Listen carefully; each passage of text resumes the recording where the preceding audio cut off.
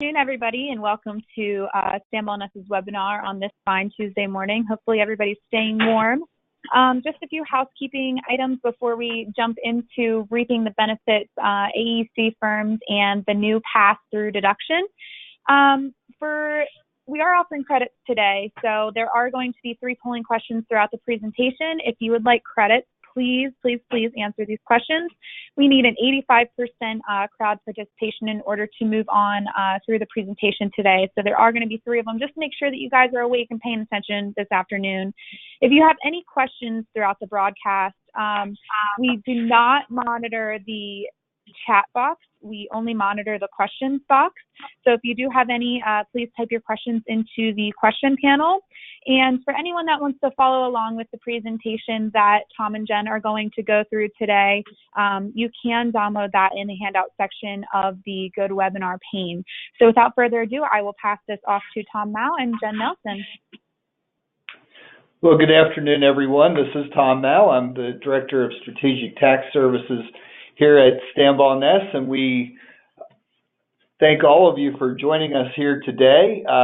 We hope all of you had a great Thanksgiving weekend. Now that we're back to work here this week, we're going to talk a little bit about, I think, a gift that the IRS and Congress gave us through the Tax Cuts and Jobs Act of last December. We're going to be talking today about what we refer to as Section 199A, but I guess the official name of that is the Qualified Business Income Deduction. So before we get started with the material, we are going to launch into our first poll question right off the bat, so that we can just get a little bit of a feel for who is in our audience today. So Jesse, if you would launch that poll for us, please, we'll get a little bit of a feel for who we're talking to today.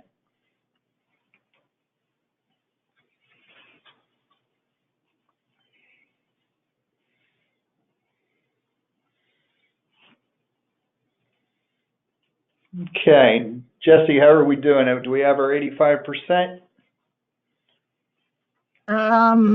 We are, oh, yep, we just hit it. Okay. So close and share. All right, there we go. Okay, so what do we have for results here with our question of how is your firm taxed? So it looks like we have C corporation, we have 11%, the majority at 74% said an S corporation. And then trailing behind the S corporation is partnership. Only 2 said sole proprietorship and 0 had other. Okay, well, great. That gives us a feel for who we're talking to today. It sounds like we have mostly S corporations today, and certainly S corporations and partnerships are going to be significant beneficiaries of this new law. So let's get into it. So let's first start talking about a little bit of history and how this came about. So as we said, Section 199A was a part of the Tax Cuts and Jobs Act, or TCJA, which was passed by Congress last December of 2017, with an effective date here being for calendar year 2018. So the clock is ticking quickly here on us to have some opportunities to do some planning to take the best advantage of this provision. Section 199A was really put in place to give pass-through entities some comparable benefits to the very deep tax cuts that were provided to C corporations, and we will talk about that in just a little bit more detail. And it applies to entities that we haven't normally thought of as pass-through entities. Pass-through entities generally, we just had in mind they were S corporations or S corporations or partnerships. But this does expand the definition to sole proprietorship. Sounds like we have a few folks out there who are sole proprietorships. It even expands to things like rental properties, publicly traded real estate investment trusts, publicly traded partnerships. We're not going to get into those discussions today, but just know that if you do own those type of investments, there's some benefits as well. This is not tax simplification by any way, shape, or form. The entire Tax Act really was not tax simplification. It's a great benefit, but it is complex. A lot of rules, a lot of computations, a a lot of limitations that we're going to talk about today. It came out in December of 17. It took till August till we finally got some interpretations and temporary regulations, and that was 184 pages. And key on that word temporary, it's still not the final product. I was just reading this morning that over the past few weeks, there have been hearings in front of the IRS and in front of the Department of Treasury on still trying to figure out exactly what these regulations mean. We're hoping to see final regulations in December. That's not guaranteed. It may trickle into early 2019. But the good news is that we can rely upon the temporary regulations in the meantime. So before we talk about 199A, let's understand what did happen with C corporations. C corporations historically were subject to a tiered tax rate structure, which started as low as 15% and went as high as 35%. However, companies that were classified as personal service corporations, which historically has included architects and engineers, also includes accountants, attorneys, financial advisors, really folks that the product is more, I would say, an intellectual or service product than a tangible product, did not get a benefit from those lower tiered rates. $1 was taxed at 35%. So when we had an architecture and engineering firm being taxed as a C corporation, they usually went to great lengths to make their taxable income go away each year, whether that was paying down their payables if they were cash basis, whether that was paying out bonuses, whatever it took, because we didn't want to pay tax at a very high 35% rate. Well, the Tax Act has taken that C corporation rate and it has made it 21% across the board. So for a professional service corporation, they got a 14% rate deduction by this. So big windfall for those type of firms. Another thing that the Tax Act did is it eliminated the corporate alternative minimum tax.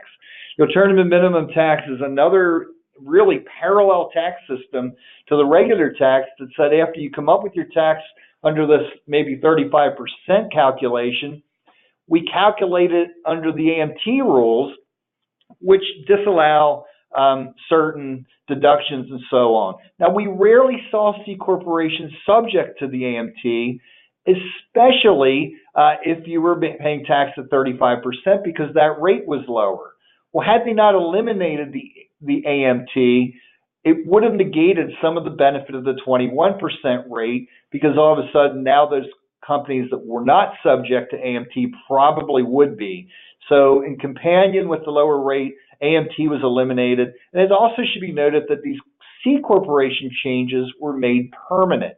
So big windfall for the C corporations, which said, well, gee, maybe if I'm an S corporation or a partnership, I should be thinking about switching over to a C.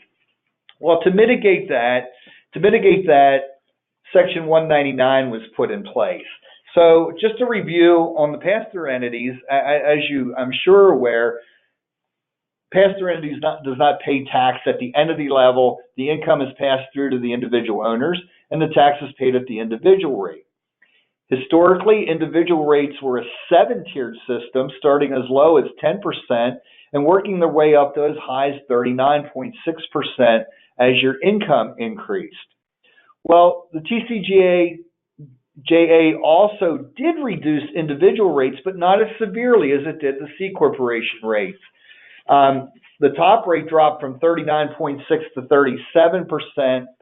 Some other adjustments were made to the rates in between so that it certainly was more favorable, but not as extreme as the C corporation deduction.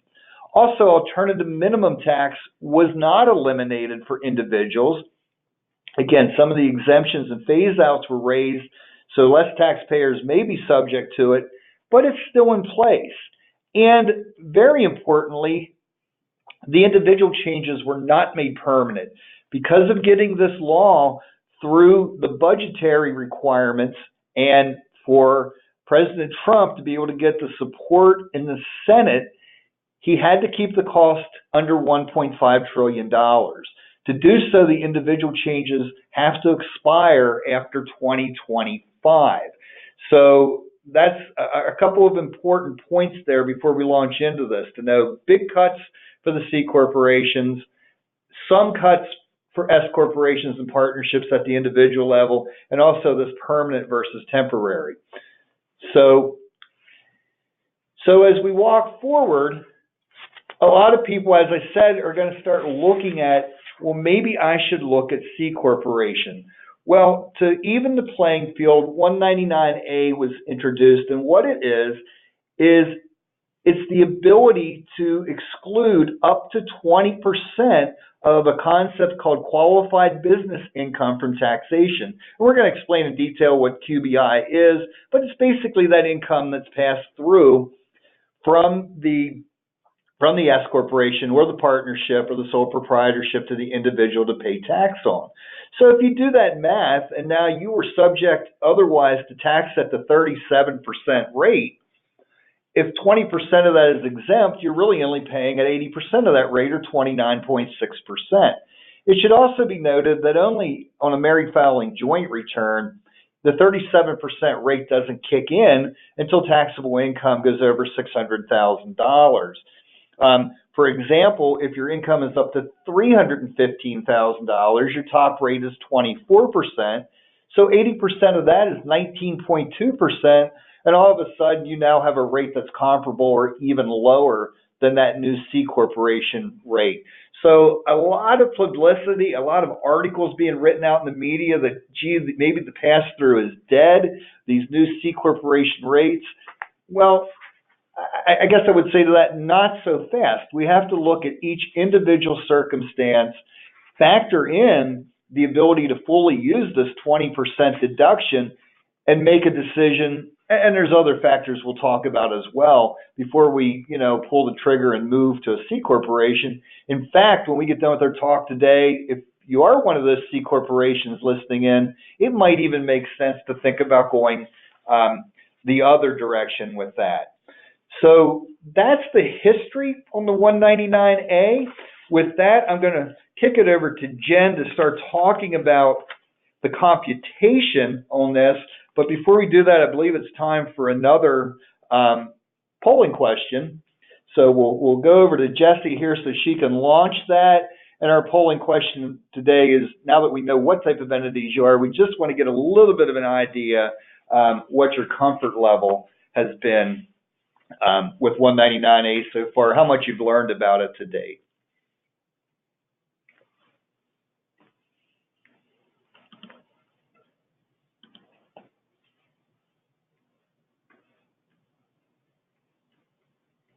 All right, we'll just give a little longer. How are we doing, Jessie? 83%. So we just need 2 more percent. If we can get some last minute votes from everyone. There we go.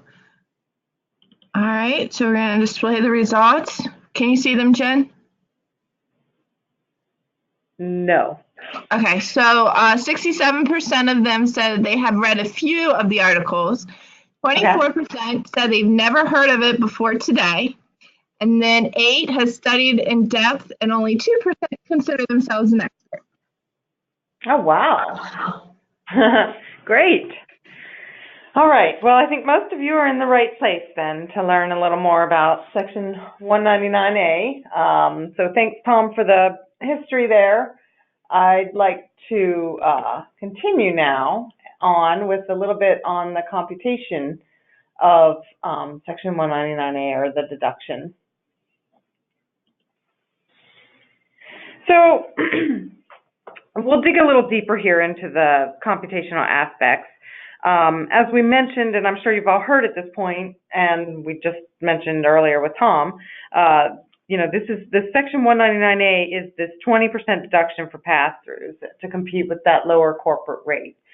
So in order to calculate the Section 199A deduction, we have to remember that this begins at the entity level. So if we're talking about an S corp for purposes of this explanation, the deduction begins at the entity level. We begin looking at everything passing through from that entity. Then we have to take a look at what qualified business income is, or QBI. So we compute QBI at this entity level. And our QBI is simply defined as our net amounts of qualified items of income. And those qualified items of income are defined as any income, gain, deduction, and loss with respect to a qualified trade or business. So basically what this means is all items of pass-through income except investment income. So you wouldn't include interest income, dividends, capital gains, but it's all of your other items of pass-through income. So the initial computation then is as follows. The preliminary deduction, or the preliminary 199A deduction, is 20% of this QBI that's passing from the entity, or 20% of the individual's taxable income over the individual's net capital gain. So that's kind of a lot of words altogether. So what you need to remember is that the QBI is measured at the entity level, but the deduction is measured at the individual level. So we need to see when we get information from these entities, we'll need to be provided, and accounting firms like us will need to be providing all relevant attributes from the entity in order to calculate the QBI. So once we talked about QBI, and that's how it's calculated, how the deduction is calculated. But we also have to talk about something called a specified service, trade, or business. And what is this? And they're called SSTBs in the law and in the literature. So Section 199A excludes SSTBs from taking advantage of this deduction unless the individual's income is under a certain threshold. So if you're under a threshold, everybody can take advantage of this. But if you're over a certain threshold, depending on income threshold, you might not be able to if you're an SSTB, or you won't be able to if you're an SSTB. So an SSTB, what is that? It's generally defined as similar to how PSCs used to be defined in the past under the prior law. The biggest thing to note here, though, for this audience, is that architectural and engineering firms are specifically excluded from this definition of SSTB under Section 199A. So this is a huge win for the industry, humongous win. The people who are considered SSTBs are your accountants, your lawyers, your everybody we talked about just recently when we talked about the personal service corporations. But as we mentioned, architects and engineers were included in that definition, and going forward they aren't. Yeah, if I could just add to that, Jen, it's not only a huge win for the industry, it was a very late win for the industry. As we went through November and December of last year, architects and engineers were being called up in this SSTB definition, just like they were as the personal service corporation. And it looked like these provisions may be excluded, other than, if you're under these income thresholds we're about to talk about. This specific language, and it is right in the language of the law that says, except for architecture and engineers, did not come about until almost the day the law was signed into, or the bill was signed into law. So I think big kudos, for a lot of the folks that went to bat in your industry. I know organizations like AEC had a very loud voice in this, so they did a great job, because it was a significant windfall for the industry to be able to take advantage of this provision. Right. So because architects and engineers are excluded from this definition, we're not going to go into great detail describing which entities have been specifically identified as SSTBs. The one item that I'd like you to remember, though, is that, as you recall, while you calculate QBI and part of the deduction on whatever passes through to you from the entity, and Tom's going to get into this later, but because you're passing all of this into you as an individual, you have to then take a look at every activity separately that's passing through to you. So even though you might be a shareholder in an S corporation that's an engineering firm, you could potentially have other activities that are considered SSTBs that might not be included. Or your spouse may Right. be involved. If your spouse is an attorney, an accountant, one of those other entities, their income may not qualify for this deduction, whereas yours does. So it is an entity by entity calculation, which I think is the point Jen was making, that a lot of information needs to be gathered at the firm level, passed out to you as an individual, and the result on your return may be different than your fellow stockholder who gets an identical K-1 Right. that you do. Definitely. Definitely. And another item to note is that we're seeing, and this isn't totally clear in the regs, but we kind of understand the spirit of the law and how it was intended to be. There is a de minimis exception. So say you have different business units and 95% of your business is considered not to be an SSTB or an engineering firm, but you might have 5% of your revenue from business units could potentially be from areas that could be considered these SSTBs. That's de minimis, so you don't have to worry about being considered an SSTB. And hopefully there are allocation rules as well to deal with this. Again, the regs aren't totally clear, but we're hoping for clarification on that. So those are a couple things I wanted to say before we moved into why aren't architectural and engineering firms SSTBs. So again, AE firms in the past could be PSCs, but part of that was different than other PSCs was the architects and engineers could use the Section 199 deduction. So the Section 199 deduction should not be confused with 199A. Section 199 is what used to be considered DPAD, or the Domestic Production Activities Deduction, and that was a calculation where you received 9%. You were able to exclude 9% of income from taxation. So architects and engineers were specifically identified as being able to utilize Section 199, or the old Section 199. Now, Section 199, as it was repealed under TCJA, and Section 199A, they like to make things very confusing, went into place. Something different, it's not the same. So I think that probably had something to do with it, along with the great lobbying, like Tom mentioned before. If architects and engineers would have been considered SSTBs like other service organizations, they would have lost out on that DPAD, that deduction that they had in the past. So it would have been a double whammy. Not only would they have a higher tax rate, they wouldn't be getting that deduction that they used to receive in the past as well. And I think that was a major argument that the lobbyists did use, that you were losing a 9% deduction and not gaining anything. Those other types of industries that are SSTBs were not eligible for the old deduction anyway, so they weren't really losing anything. So I guess you could look at it as it's a net 11% gain for the industry if you were using the old provision. Right. So we'll move on to the calculation.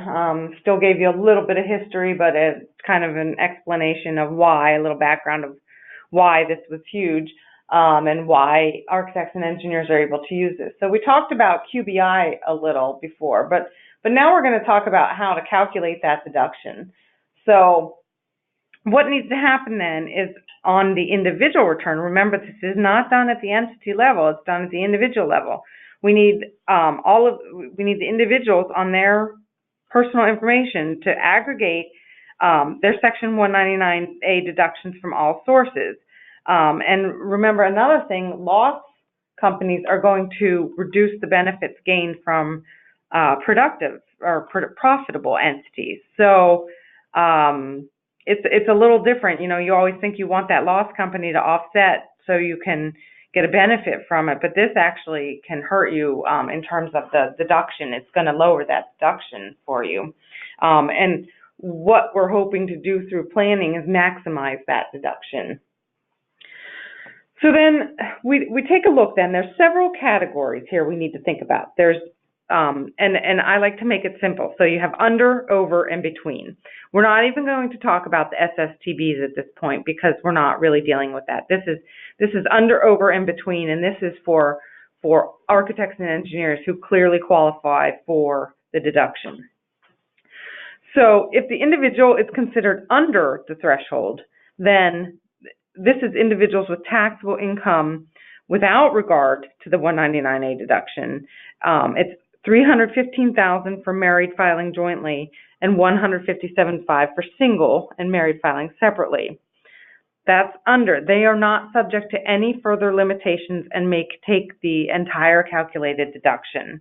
And this is even SSTBs, but again, we're not really focusing on that. The next category, well, let me back up for a second. That's the easy one. There are no limitations. That's an easy calculation. That's the best scenario. However, we have a couple other categories, like I said. The next would be what we consider to be over.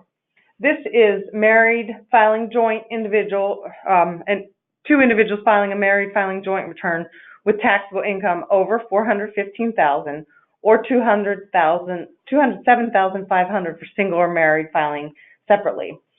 These are subject to additional limitations in order to take that deduction. So that's the over. This and then we have the final category, which is what we call between. This is where it gets a little tricky. This is individuals with income in between the lower and the upper thresholds, and they're subject to phase out of their deductions, subject to the same limitations and the limitations placed on SSTB. So this is anybody in between that $315,000 to $415,000. These computations can be extremely complex, and they're based on W-2 wages and invested capital. So we'll talk about the W-2 limitation. This is for taxpayers above the threshold, that $415,000 for married filing joint and half of that, or $157,500 for single or separately. The deduction is limited to 50% of the taxpayer share of W-2 wages paid with respect to the qualified trade or business. For most organizations, you're not going to have, provided you pay wages to employees, you're not going to have a problem here because this is wages of the entire organization, not your wages. So you're probably not going to be limited if you have an engineering firm with several employees and can meet this. Yeah, we don't see this as a big issue for most firms because obviously your most significant expense is usually your compensation. And remember, the first thing you need to do is determine the total amount of wages paid by the entity. That includes all employees and the owners. And then that gets allocated proportionally to the owners. So if you paid $1 million of wages and have 10 owners, everybody shares $100,000. And we would compare your 20% of QBI to 50% of that wage number. And the lower number is your deduction, basically. Right. Something to remember, wages paid by a third-party payer. So if you have a professional employment organization or a PEO, those count towards that as well, towards that wage, W-2 wage definition. The pass-through entity, again, like we said, needs to report this information to its owner. So they're going to have to report, or you as part of the pass-through organization, you're going to have to make sure on the K-1s that you're reporting this information to your shareholders so that they have this in order to prepare their individual returns. And I think guidance is still being developed as to what is the definition of compensation. We think, well, it's whatever we deducted as wages on the tax return, but there are some rules that tie back into your W-2s and such. So that's still clearing up, but it's basically your percentage or your proportion of the wages paid. Right. And then entities with little or no wages can use an alternative calculation, and this is based on invested capital. And this came about, I think, late in the game as well, because some senator had issues. Yeah, this one maybe was even later than the architects and engineers being ruled out of the SSTBs. As the story goes, there was a senator, I believe from Tennessee, who was one of the last holdouts to approve of the bill. And supposedly this person had a lot of rental entities who would have failed this W-2 test because rental entities typically don't pay wages. So an alternative calculation was put into play that's based on the cost basis of that property. And once that was put in place, that vote was secured and the legislation passed. Yeah. That's what the media said, and we'll leave it at that, whether that's accurate or not. Right. So that's what this is then. That's this invested capital limitation. So it's an alternative to the W-2 wage limitation. So the taxpayer can take a deduction of up to the sum of 25% of W-2 wages plus 2.5% of the unadjusted basis immediately after acquisition. And this is called UBIA. That's what everybody's calling it, of qualified property. And it sounds like Greek to me, even when I listen to myself just telling you 25% of the excess of this, of this, of this. I know that sounds tough. It will be easier to see when you receive your information, but it's still complex calculations. So that's why it's a little difficult. Yeah, it's really just zeroing in on your depreciation schedules. It's really the cost basis of the property on your depreciation schedules, with, of course, a couple other curveballs in on that. Basically, if the information, if the equipment is more than 10 years old or fully depreciated, it may be ruled out of that computation. So again, a little bit of complexity here, a little bit of information that you and your tax preparers are going to have to work through to get to the right number. And what I find to be really kind of cumbersome in this is if you are a firm who will clearly make the 50% of W-2 wage limitation, you still have to go through this second computation and provide that information to your owners, because in their individual return, they may have some circumstance that they're going to use the second computation. Seems a little silly, I think, at times, that you're giving them information that you're pretty certain they won't need. But I think a thoroughly filed tax return for 2018, this is information that will need to be provided. We're working with our fixed asset software folks. We think they're going to develop reports to give this information and make it a little easier. Obviously, the tax preparation software folks are going to figure out ways to do this, but it is certainly going to take some thought to make sure that it's done correctly. All right, and then just a couple other things from the computational side. So I think I alluded to this before. If you have negative QBI, and that's going to carry over year, and it's going to reduce your future year positive income, which is not a good thing. Again, it's not a good thing to be netting losses against income in this scenario, because it could potentially limit your future year's deductions, or probably will, unless you have income from other entities that you can plan differently. So with that being said, we just feel, and we've seen already, that there are going to be many complex computations at the entity level in order to provide all of this information, as well as the individual level, in order to take advantage and come up with the best possible scenario to maximize that deduction at the individual level. And then just a couple other things. The deduction at the individual level is a deduction from taxable income rather than adjusted gross income. So the old tax return, adjusted gross income is just the sum of all your income items on the first page, less a few top line deductions that we might have had. But taxable income is on the next page after your itemized deductions and or your standard deduction and that type of thing. So this deduction is taken from taxable income. And then other credits and deductions that are limited by AGI aren't going to benefit from this deduction either, because AGI and this deduction is after taxable income. So with that, I'm going to move on to the next polling question.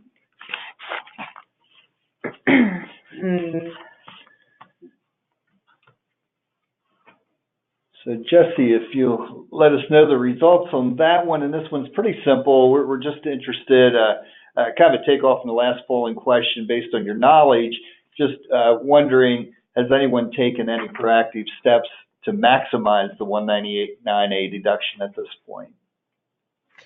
Okay, so we're currently at 76%. So if a few of you could just go ahead and submit your vote so we can close the poll out. One more percent. There we go. All right, so 86% responded no. 14 responded yes. Okay, well, great. That's a great lead-in to our next section here, which now that we've gone through the crazy computations that we need to go through, and I will say, Jen and I sat through a webinar a couple of months ago on 199A that got deep into some of the possible scenarios of these calculations, especially for folks that are in that phase-out range from 315 to 415,000.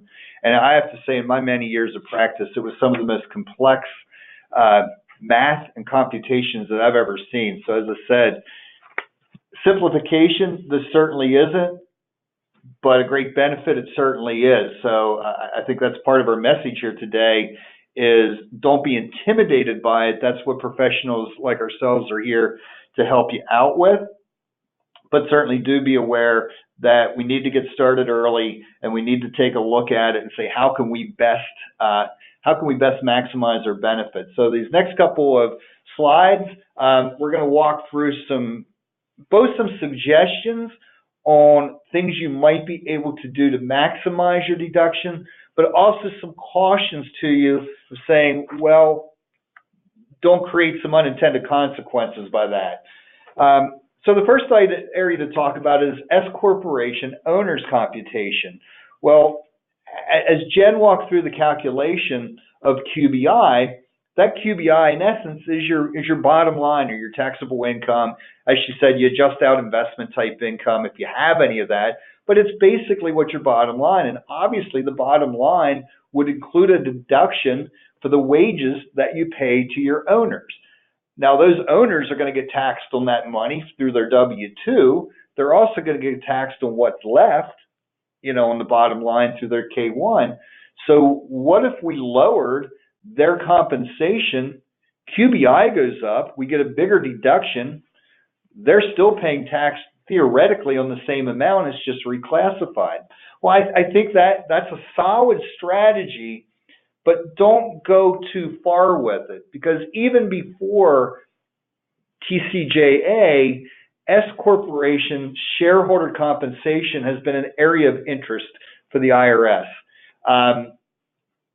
The IRS has gone to great lengths to try to make sure that you're paying yourself a reasonable compensation, because they know it makes no difference on the income tax side, but your W-2 and your payroll, of course, is subject to FICA, Medicare, and unemployment taxes, whereas the amount that flows through the K-1 is not.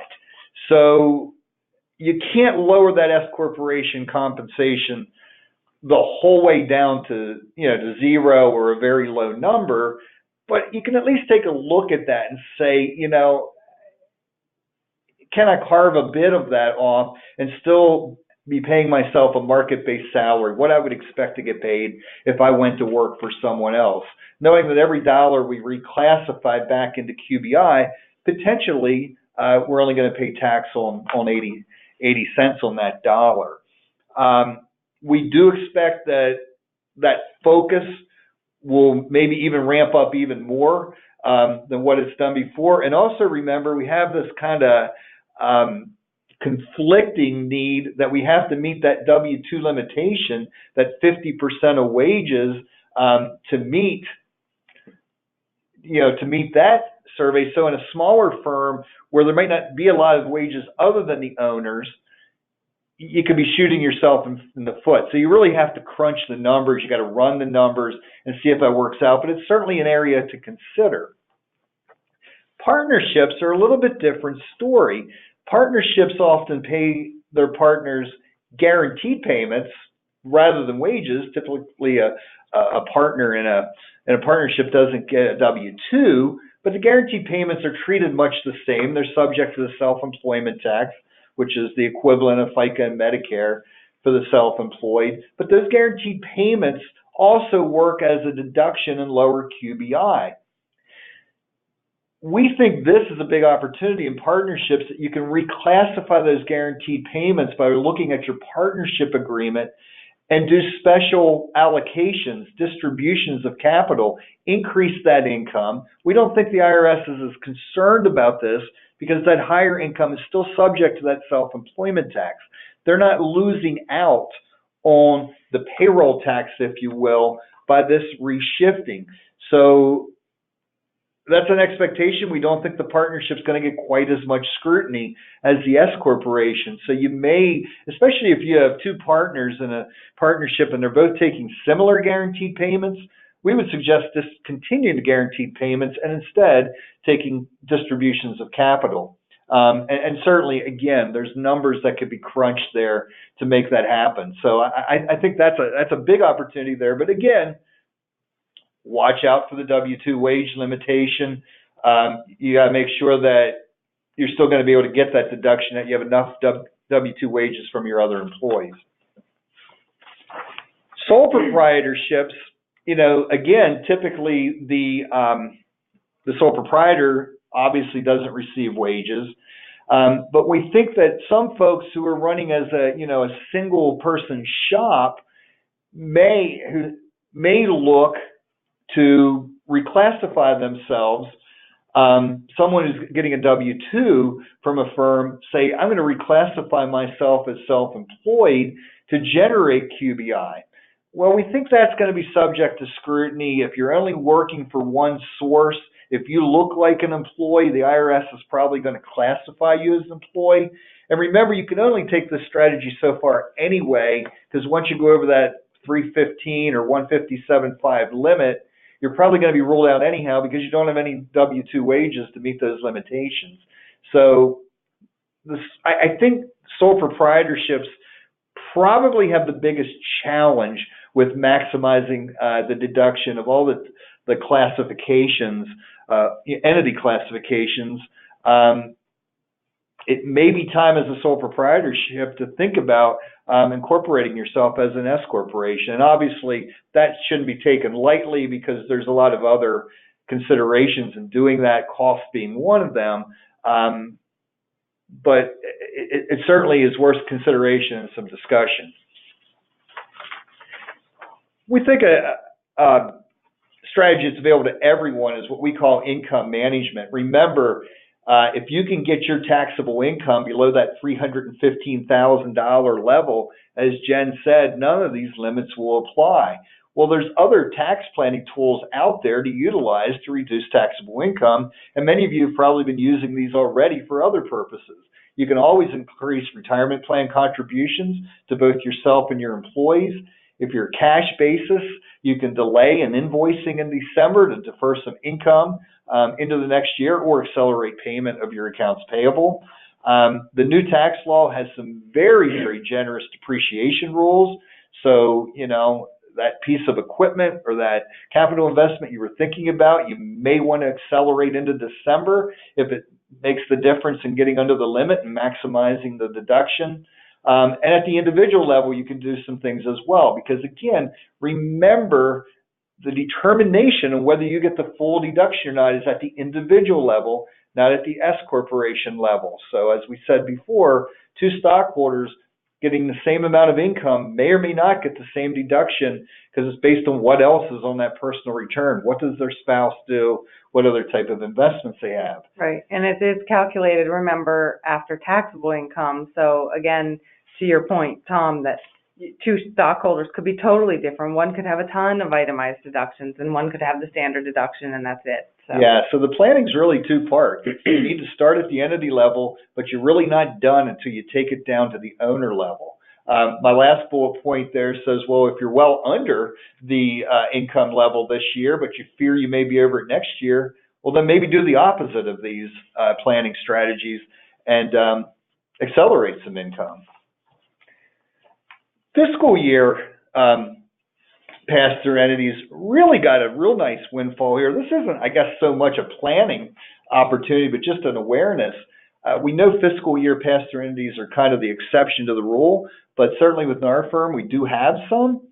Anyone with a fiscal year ending in 2018, say September 30 of 2018, this may be a glitch in the writing of the law, but as it's currently written, you can take the deduction for the entire year, which means income you generated in the fourth quarter of 2017, before the law was even in place, you can take advantage of this deduction. So if you are a fiscal year, maybe you've already even filed your return for the year, there may be some work you need to go back and capture this information, because your stockholder is going to need it when they file their individual income tax returns here in a few months. Aggregation is another concept that can be beneficial. If you remember when Jen talked about the limitations, the W-2 and the capital limitation, and we said, well, generally your engineering firm or your architectural firm is probably going to have enough wages to meet the limit, but your owners may also own a partnership that owns the real estate that your offices are in. There may be no wages in that entity, and maybe it's generating more income than that 2.5% of invested capital will yield you as a deduction.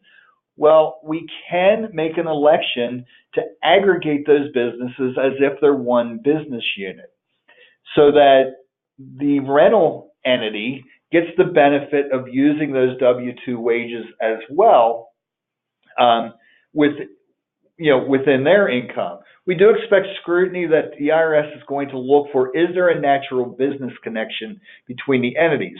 Well, we think the operating firm, the S corporation that's operating the engineering and the architectural firm, and the real estate partnership that is renting to it, that's a pretty natural business connection. Unlike the old Code Section 469 rules, which followed more of an ownership standard, where as long as you owned and controlled both businesses, you could aggregate them even if they had very different or unrelated business purposes. We think aggregation under 199A is going to follow that trade or business concept, so we have to take a hard look at, can we make that case? But in a lot of cases, we think it's going to make sense to aggregate. One thing to know, though, and again, this aggregation election is made, again, at the individual level, so you may do it, but your fellow stockholder may not. But once you make the election, it is irreversible for as long as you hold ownership in that, in that property. And something important to note there, so from a planning perspective, what might be marginally beneficial this year, but in the future, it's going to turn, you might not want to aggregate them because, again, it's irreversible, and you really need to consider all options instead of just locking yourself into something that could be harmful in the future. Yeah, it takes some thought. The same answer will not be applicable to every stockholder. This is not a kind of an out-of-the-box planning opportunity, but it is something to consider. And we say here, why would you aggregate? Well, taxpayers that are over the income threshold may have QBI in an entity with no W-2 wages or UBIA assets. We can pull them in and use that W-2 of the other entity. Why not aggregate? One of the other entities may be an SSTB, and by bringing that in, you wipe out the benefit for all the entities. I don't know, that would certainly be the case if we had a law firm and their related rental property. We would want to leave that rental property outside of an aggregation to get as much benefit as we could. My gut feel is within the architecture and engineering field, more often than not, I think aggregating would probably make sense. Yeah, agree. So, if any of your business is conducted via a trust or estate, this is just a note, they are also eligible for the deduction. I mean, here we're obviously talking about not individual income tax rates, but different set of rates for trust and estates. Now, if that trust or estate is distributing all its income out to individuals, then it's just one more layer that passes through back to the same rules. But just to know that, you sometimes see a trust or estate operating an entity, based on, the history of what's happened within the firm. An owner passes away, or ownership is put in a trust for the benefit of minor children. They can receive some benefit as well. So that's kind of a laundry list of planning opportunities. Jen does have some short comments here on walking away from the federal level, and what does all this mean to the states that we pay tax in as well? Yep, so I do. We have about 10 minutes left, and I'm going to just briefly go over the state information, because as you can see, we don't really have concrete details yet, but after that, then I think we're just going to roll into our concluding thoughts on the matter, and get you on your way to finish your day here in a few minutes. So from a state standpoint, many states, as most of you probably know, they ramp their taxable income off of the federal return, with the exception of a couple states, which might be doing different types of taxation, different types of taxes. But from an income tax standpoint, most states follow the federal return, but the expectation that we have at this point in time is that most states, few or very little, will follow the provisions of Section 199A. They typically don't follow the provisions like this that are in federal law, and extremely generous. The states typically decouple from those. If you'll recall in the past, most states decouple from bonus depreciation or that accelerated depreciation, or give you just a portion of it. A lot of states don't give 100% of it. Some of southern states might, but up here in the Northeast especially, we have most everybody decouples, and then out west we have California, which would typically decouple us, as well as a few others. So we've seen a few states responding to what they're going to follow, what they're not. And as we said, right now I don't see many following what Section 199A. But please stay tuned, because we will keep you up to date with what we find out, and as soon as we find out on how states are reacting. So we're also thinking that because the deduction is calculated after AGI, it won't apply on the state returns for a lot of different states either.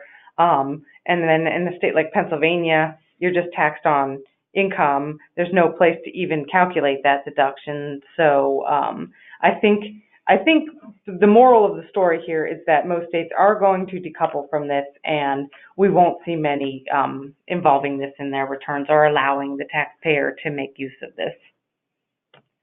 So with that, I think we are going to roll into our concluding thoughts. Yeah, my only comment on the states is I don't think it's just Section 199A that you're going to see most of the states kind of running away very quickly from the favorable taxpayer provisions of TCJA, bonus depreciation, you name it, some of the beneficial things that are in the returns that deals with foreign income and so on.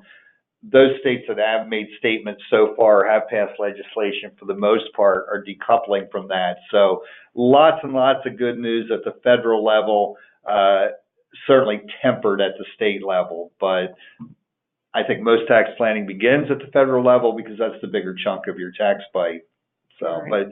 So just to kind of review some of the things we went through today, again, remember, one of the game changers here was the change to 21% as a flat rate for C corporations, which got the attention of many pass-through entities to reconsider their tax status. However, putting Section 199A in place helps to level that playing field, really reduces those individual income tax rates by as much as 20%. in many cases. So before you pull the trigger and say, gee, I should convert to C corporation, we think a thorough study is recommended on that. It includes many other considerations other than just 199A, not the least of which is the double taxation that a C corporation is subject to if you want to get those dollars out into the stockholders' hands. By all means, it's something to consider. And if you are a C corporation, as we said, maybe even consider going towards an S. Again, as I think you could get a flavor from when Jen walked through the computations. They are complex, especially if you're in the phase-out range. A lot of record keeping and disclosure is going to be required to give to your owners, and that's kind of whether they use it or not, you still need to give it to them. But by all means, we think the effort is worth it to do that for the benefits you might get on the backside. One thing I don't think we mentioned in the narrative today, but 199A benefits can apply even to passive owners. If you have someone who just has investment in your entity that's not really involved in the business, sometimes their benefits are limited from other tax provisions. They will get the full benefit of Section 199A if it applies. It's unusual. It is unusual, but that's kind of a windfall to those folks as well. As we said, temporary regulations are out. Permanent regulations are being worked on. We are certainly keeping our finger on the pulse of that, and we're going to digest that as soon as that's available to us. Yep. So our final points to make to you at this point then would be based on all of this information that we have spouted out over the last hour. I think you can appreciate the fact that many planning opportunities are out there for you.